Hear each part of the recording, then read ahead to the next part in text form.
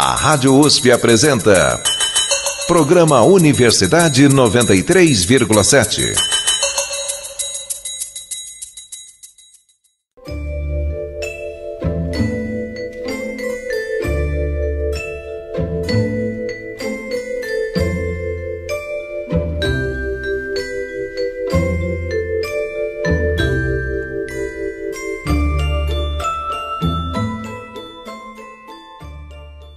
Hoje vamos conhecer um importante foco de produção de cultura da USP, o Departamento de Cinema, Rádio e Televisão da Escola de Comunicações e Artes, o CTR da ECA.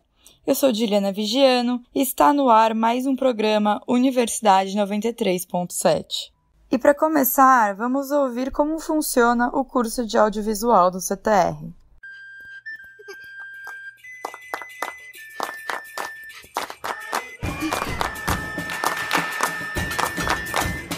O som que acabou de tocar é do filme O Menino e o Mundo, indicado ao Oscar de Melhor Animação em 2016. Poucos sabem, mas por trás dessa obra está a produtora Tita Tessler, que se formou no curso de audiovisual da Escola de Comunicações e Artes da USP. Com alunos donos de sucessos como O Menino e o Mundo e a série da Netflix 3%, o curso é integral e é um dos mais tradicionais do cinema de São Paulo, como explica o professor Almir Almas, que é chefe do Departamento de Cinema, Rádio e Televisão. Eu avalio como um curso com super destacado, que é representativo do ensino de cinema e audiovisual no Brasil. É um curso de referência nacional e internacional. Vamos conhecer mais sobre a história do curso de audiovisual no CTR com a repórter Juliana Lima. No fim dos anos de 1950 e começo de 1960, surgia no Brasil o movimento do cinema novo, que teve o cineasta Glauber Rocha como expoente. O objetivo do movimento era transformar a linguagem do cinema em um diálogo com as mudanças sociais e culturais da época. No mesmo período, as universidades do país se abriam para a formação de profissionais do audiovisual. E assim foi criado o curso de cinema na USP em 1967, com a idealização de importantes autores como Paulo Emílio Salles Gomes. Muita coisa mudou ao longo dos anos e em 2000 foi criado o curso de audiovisual na USP. O curso superior do audiovisual nasce no ano 2000, de uma fusão do antigo curso de cinema e vídeo com o antigo curso de rádio e televisão. Juntando esses dois cursos, cria-se o curso superior do audiovisual com uma nova proposta do ensino do audiovisual e do cinema, pensando na evolução tecnológica que estava em curso e que nós vamos sentir isso agora atualmente, nesses anos 2010, próximo de 2020, né? O curso superior do audiovisual, de uma certa forma, anteviu essas modificações acontecidas dentro do audiovisual mundial. Entrando no século XXI, preparado para as mudanças tecnológicas que viriam, o CTR também entrou em concordância com o cenário internacional que começava a mesclar as profissões audiovisuais de cinema, TV e rádio. Hoje, o curso tenta oferecer aos alunos uma abordagem ampla e crítica dessas áreas, misturando os cunhos teóricos e práticos. A aluna Giovana Alvarez, que está no 4º ano do curso, conta como a união entre teoria e prática é um diferencial positivo da USP. Uma das coisas que eu acho mais interessantes do curso da USP é porque os cursos de cinema, em geral, sempre ficam um conflito, assim, se o curso é mais teórico, ele é um curso mais prático, ele é praticamente um curso técnico, né? E aí falta um pouco da teoria, mas na USP eu acho que é bem equilibrado a grade. E isso que eu acho bem legal, assim, que o curso, como ele tenta dar um pouquinho de tudo, então um pouquinho de vários formatos de audiovisual, um pouquinho de teoria, um pouquinho de história, ele é um curso bem geral. Em alguns momentos pode acabar ficando superficial, porque não tem tempo de aprofundar muito nas coisas, mas em geral ele é muito bom em te introduzir para assuntos que você se interessa. A aluna Laura Saleri, que está no 2º ano, faz coro e diz como as produções práticas dos alunos, já no início do curso, são importantes. O CTR tem bastante produção, todos os anos os alunos fazem pelo menos um trabalho prático grande, e esses trabalhos não são exibidos para o resto da ECA, muito menos para o resto da USP. Mas a gente tem canal no YouTube, toda turma tem o seu canal próprio no YouTube, e geralmente você encontra AV 18 ou 17, 16 por extenso. E lá você pode encontrar um pouquinho da produção de cada ano em cada exercício diferente, que é bem legal para conhecer um pouco mais do curso e do que a gente faz.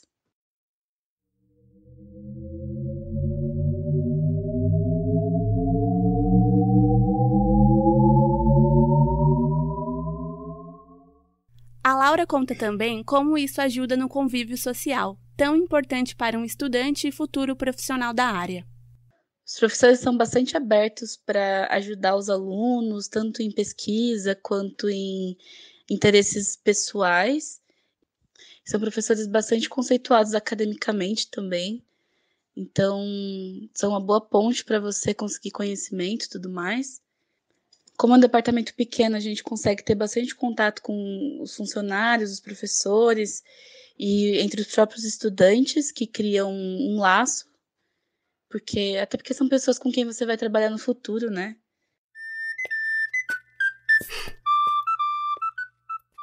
Bem, pelo visto, o dia a dia no CTR é bem produtivo. Para dar conta de tudo isso, alunos e funcionários trabalham juntos. O Sandro, ele é técnico de som do departamento e conta como acontece essa ajuda mútua. O nosso curso ele tem uma parte prática pesada, né? Então a gente tem eles têm um embasamento teórico, mas tem uma parte prática de fazer exercícios, né? Que ela é bastante pesada. Então, do nosso lado, a nossa relação sempre é de cumplicidade, né? A gente tem a noção que a gente trabalha para ajudar na formação dos alunos. Mas nem pensem que os alunos não têm autonomia. Eles também desenvolvem muitos projetos sozinhos, como a já famosa Semana de Animação do CTR. E uma coisa que eu acho legal do CTR é que ele também tem muitas coisas próprias, assim, né? Então, por exemplo, tem um grupo de estudos de animação feito pelos alunos mesmo do curso, que se reúnem para discutir e estudar sobre animação, que é uma área super interessante do audiovisual, mas que a gente vê muito, muito pouco no curso. E também lá você faz uma rede de contatos, né, com seus colegas, e aí pode desenvolver projetos paralelos e tudo mais. Eu acho que isso é uma das coisas mais legais, assim, são essas conexões que a gente vai fazendo durante a faculdade, de pessoas com interesses parecidos, de pessoas que a gente gosta de trabalhar junto. Ficou curioso para saber mais sobre esse departamento? O CTR está sempre aberto para quem quiser conhecê-lo. Ele fica na Escola de Comunicações e Artes da USP, do campus Cidade Universitária, localizado no Butantã, aqui em São Paulo. Para saber mais informações, basta acessar www.eca.usp.br/CTR. Repetindo, www.eca.usp.br/CTR. De São Paulo, Caio Nascimento e Juliana Lima. Bom, deu para perceber que o curso envolve muita prática. Será que você conhece alguma produção de sucesso que foi fruto do curso? Vamos conferir algumas delas agora na nossa reportagem.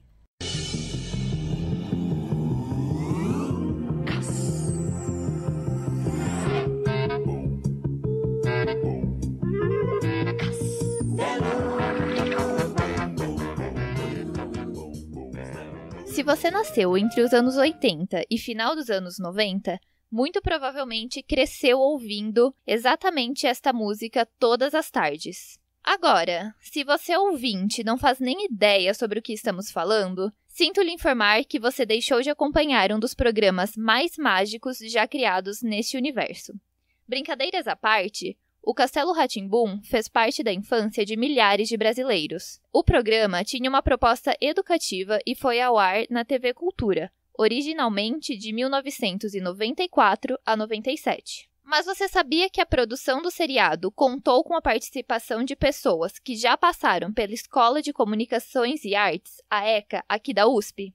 O elenco de Castelo Rá-Tim-Bum está recheado de pessoas que já passaram pela USP, como Cássio Escapim, o Nino, e Sérgio Mamberti, o tio Vitor, que se formaram pela Escola de Arte Dramática. Ou mesmo Rose Campos, que interpretava a Morgana e cursou jornalismo na ECA. Menino, eu já falei pra você não pegar a minha vassoura!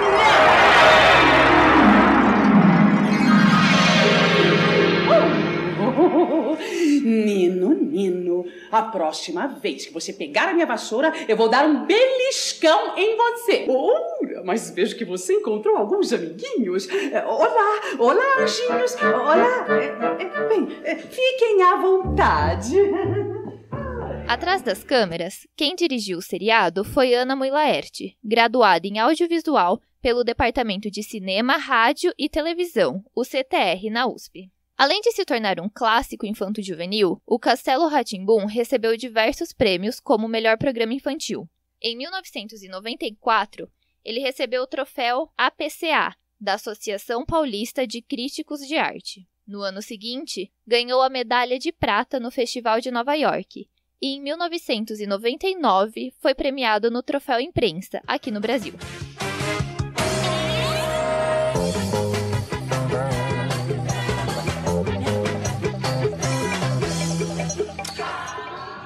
Além do Castelo Rá-Tim-Bum, Ana Mui Laerte carrega outras produções de sucesso em seu currículo. Foi ela quem dirigiu, por exemplo, o filme Que Horas Ela Volta, lançado em 2015. O drama retrata os conflitos de Val, interpretada por Regina Casé, uma mulher que deixa sua família em Pernambuco para trabalhar como empregada doméstica em uma casa de classe média alta. Ao longo de todo o filme, os conflitos pessoais entre os personagens se misturam a uma crítica à desigualdade social no Brasil. Tabá, Jéssica, minha filha, tá querendo vir para São Paulo para ficar comigo. Tem quanto tempo que vocês não se veem? Há mais de 10 anos. É claro que pode. Imagina, meu amor, você é praticamente da família, né? Dentre algumas das conquistas, o longa foi premiado no Festival de Berlim, no Festival de Cinema Brasileiro de Moscou, no Abracine, no Grande Prêmio do Cinema Brasileiro e ainda garantiu o troféu de melhor direção a Ana no Valletta Film Festival, na Ilha de Malta. Outro filme de Ana Mui Laerte, chamado Mãe Só Há Uma, foi reconhecido no Festival de Berlim e recebeu um prêmio dedicado a filmes com temáticas LGBT. Oi, Pierre, boa noite. Boa noite. Você é Pierre Almeida, né? Isso. Filho da dona Araci? Pierre, a sua mãe falou com você? Claro. Não. Nós recebemos uma denúncia de que talvez você não seja filho da dona Araci. Você já tirou sangue? Não. Não tem um outro jeito da gente fazer isso? Não foi adotado não, Pierre. Você foi roubado.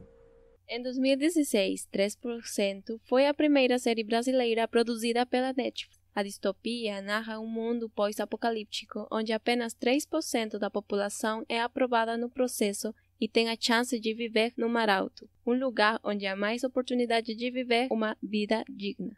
Em junho deste ano foi lançada a terceira temporada da série brasileira, que segue dando o que falar. Apenas 3% de vocês serão um seleto grupo de heróis a caminho do Mar Alto, onde ninguém é injustiçado.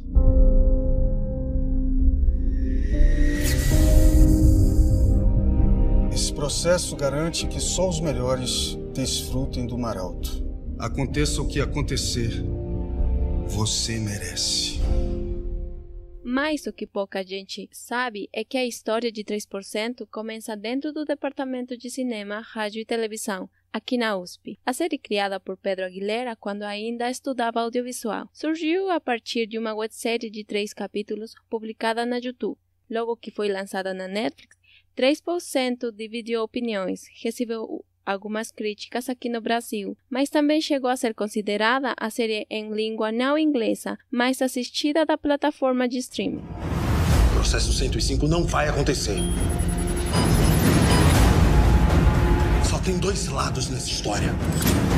Quem quer o processo e quem não quer. De que lado você está? Eu não sou mais da causa. Prefiro morrer tentando mudar alguma coisa do que continuar me escondendo. Voltando à temática mais adolescente, em 2014, a série Pedro e Bianca, exibida pela TV Cultura, ganhou o Emmy Kids Internacional, na categoria Melhor Série. O programa concorreu com outras produções de países como Japão, Irlanda e Noruega. Pedro e Bianca é uma criação do cineasta Karl Hamburger e contou com a direção de Fábio Mendonça e Roberto Moreira, professor do Departamento de Cinema, Rádio e Televisão da USP. Para quem não sabe, o Emmy Kids International é uma das maiores premiações que reconhecem programas infanto-juvenis que tenham sido produzidos fora dos Estados Unidos. Eu não acredito que você deu um vacilo desse, Bianca. Eu! Não, Zé B deu. Mas foi você que desligou o despertador. Mas foi você que não colocou no modo soneca. Mas não é modo soneca o quê, Pedro? Se você não tivesse desligado o despertador, eu já teria acordado. Todo ser humano tem direito a mais 5 minutinhos. 5 minutinhos, tudo bem. O problema é que você atrasou a gente 40 minutinhos. Outro docente do CTR que teve dos seus trabalhos premiados foi Vânia Debs. Em 2010, Vânia recebeu o prêmio de melhor montagem no Festival de Cinema do Rio, com a longa Boca do Lixo. O filme narra a história de um rapaz da classe alta que frequentava a Boca do Lixo, uma região de prostituição no centro de São Paulo dos anos 50 e 60. Após ser acusado de ter matado o próprio pai, a vida do protagonista vira de cabeça para baixo. Só não vamos confundir Boca do Lixo com Boca de Lixo, um documentário dirigido por Eduardo Coutinho em 1993. Onde é que você estava quando seu pai foi assassinado? Por quê? Agora eu sou suspeito? Sou eu que faço as perguntas aqui. Eu estava em casa, lendo. É verdade que você matou alguém antes do seu pai? Eu não matei meu pai. Tô falando do outro homicídio, há 2 meses atrás. Fui absolvido. Foi legítima defesa. Legítima defesa. E você sabe quantos tiros foram disparados no rapaz em legítima defesa? Mais recentemente, quem voltou para o Departamento de Cinema, Rádio e Televisão com um troféu na mão foi o aluno Lucas Silva Campos. Em maio deste ano, Lucas ganhou o prêmio da Associação Brasileira de Cinematografia, na categoria Melhor Direção de Fotografia de Filme Estudantil, com o curta Tempo de Ir, Tempo de Voltar. A produção também recebeu o prêmio de melhor curta no 18º Festival Internacional de Escolas de Cinema, no Uruguai. Tempo de Ir, Tempo de Voltar, aliás, foi um trabalho de conclusão de curso de Pedro Nishi, que dirigiu o filme. E tanto ele quanto todos os escritores do curta são ex-alunos do CTR. Agora, falando de animação, em 2018, a ex-aluna do Departamento de Cinema, Rádio e Televisão, Cassandra Reis, foi reconhecida no Festival Animamundi, o maior festival internacional de animação da América Latina.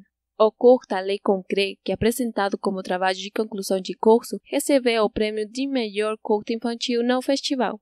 A produção, que tem duração de cerca de 5 minutos, foi feita com bonecos de resina e utilizou o recurso de stop motion. Le Concret aborda os medos que as crianças costumam ter, dinheiro e coisas que são consideradas de meninos e coisas consideradas de meninas. Para mim, dinheiro é uma nota que tem valor. Tem menino que brinca de carrinho e tem menino que brinca de boneca. Que tal eles dividirem? Dá a boneca pro menino e dá o carrinho pra menina. Aí tudo vai estar bem, tudo é amigável por aqui. Ufa, são tantas produções e nomes premiados que a gente até se perde. O jeito é aproveitar, pegar a pipoca e assistir às muitas e muito boas produções que já saíram do CTR, o Departamento de Cinema, Rádio e Televisão da USP. Para a Rádio USP, Ana Helena e Jennifer Otivo.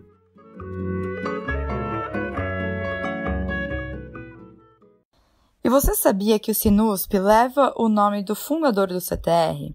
O professor, crítico e escritor Paulo Emílio Salles Gomes. Vamos conhecer mais sobre a história dessa importante figura do cinema brasileiro em nossa reportagem. Nascido em 1916, Paulo Emílio Salles Gomes foi ensaísta, crítico de cinema, professor, escritor e roteirista. Ele foi um dos responsáveis pela estruturação do curso de audiovisual da Escola de Comunicações e Artes da USP, fundado em 1966. Também foi responsável pela criação da Cinemateca Brasileira. Ele via o cinema brasileiro como um meio de construção da identidade e da memória nacional. Paulo Emílio acreditava em uma análise da produção como um todo, sem preferência por nenhum gênero específico. Dizia que todo filme tinha seu valor. Em suas palavras, o filme ruim, pelo simples fato de emanar de nossa sociedade, tem a ver com todos nós, e adquire muitas vezes uma função reveladora. Conversamos com Maria Dora Mourão, professora do Departamento de Audiovisual da ECA. Ela foi aluna de Paulo Emílio na década de 70 e falou um pouco sobre sua contribuição para o cinema brasileiro como crítico e também como professor. Para onde você olha, na literatura está Paulo Emílio, no cinema está Paulo Emílio, na Cinemateca está Paulo Emílio, no ensino está Paulo Emílio, os livros que ele nos deixou e esse legado todo dessa personalidade tão ímpar. Mesmo hoje as novas gerações que não conheceram, obviamente, o Paulo Emílio como pessoa, falam dele e discutem e vão estudar o seu legado de uma maneira não só como uma pesquisa acadêmica ou não, mas como às vezes me dá a sensação de que para esses jovens que não conheceram o Paulo Emílio, de alguma maneira o Paulo Emílio está vivo. Porque falam dele como se o tivessem conhecido. E isso é muito interessante, então, para ver como até hoje ele faleceu na década de 70, como até hoje ele é uma personalidade fundamental para o cinema brasileiro e para o pensamento sobre o cinema. Mas como Paulo Emílio enxergava o cinema e sua função na sociedade? Ele respirava cinema, ele vivia cinema. Para ele, cinema era algo muito importante. Ele escreveu livros na literatura, mas não era o foco dele principal, era realmente pensar cinema. Então, obviamente, para uma pessoa dessas, não há dúvida nenhuma que para ele o cinema era fundamental numa sociedade. O cinema, enfim, em todos os níveis. O cinema como identidade, o cinema como divertimento, o cinema teve a famosa história dele, num determinado momento, se voltar como crítico basicamente para o cinema brasileiro, porque ele achava importante incentivar, né, dar força para o desenvolvimento de um cinema no país, né, no Brasil, assim como em todos os outros países. E fazia crítica de cinema brasileiro, qualquer que fosse o filme. Dizer, ele não tinha, ele não escolhia se o filme fosse mais intelectualizado ou menos intelectualizado, ou se o filme fosse uma comédia ou se fosse um drama. Ele olhava para o cinema como um todo, independente do gênero e independente do nível de produção, independente de uma possível ser um filme melhor ou não, ele olhava para o cinema como um todo. Então, nesse sentido, é óbvio que para ele o cinema era fundamental.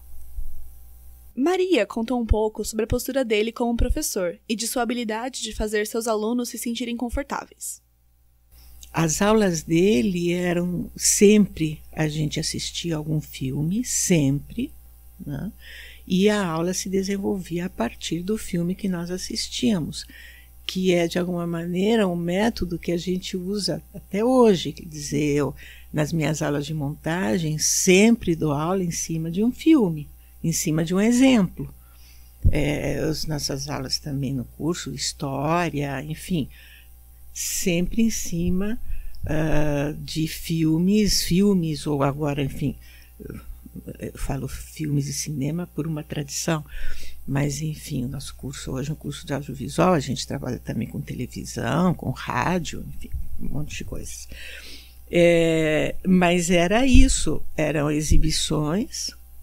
Num período nós tínhamos, inclusive, nós não tinha sala de projeção aqui na ECA, nós tínhamos aulas na Aliança Francesa, lá na cidade.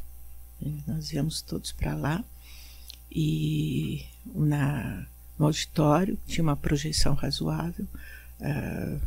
Bastante tempo a gente tinha aulas lá.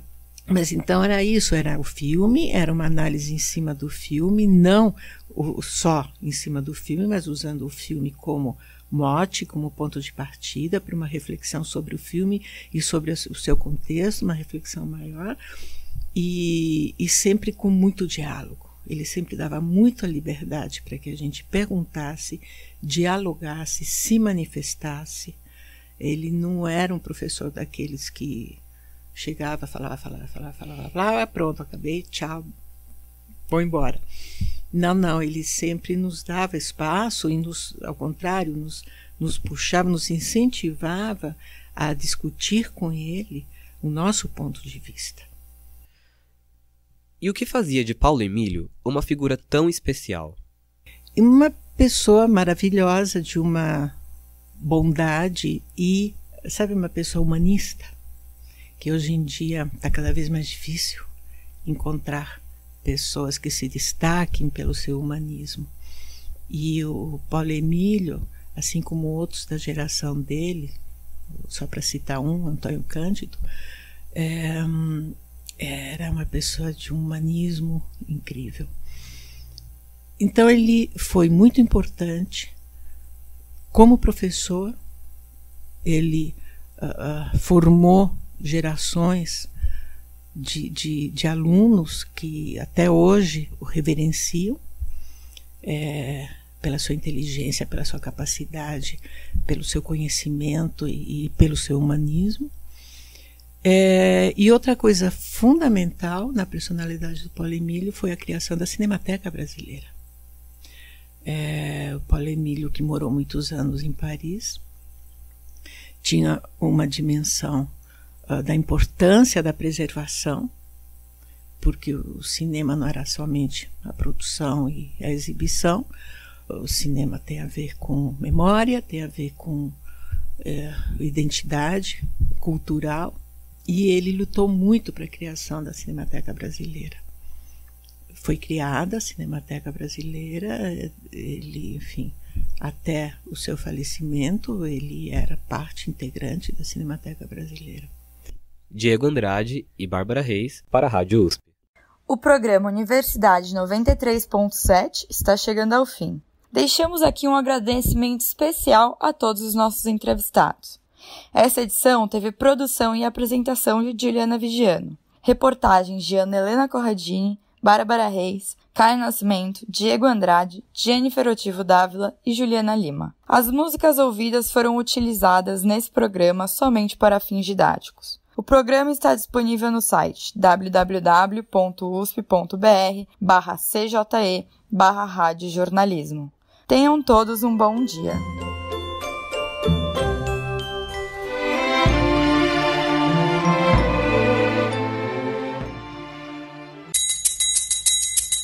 A Rádio USP apresentou Programa Universidade 93,7.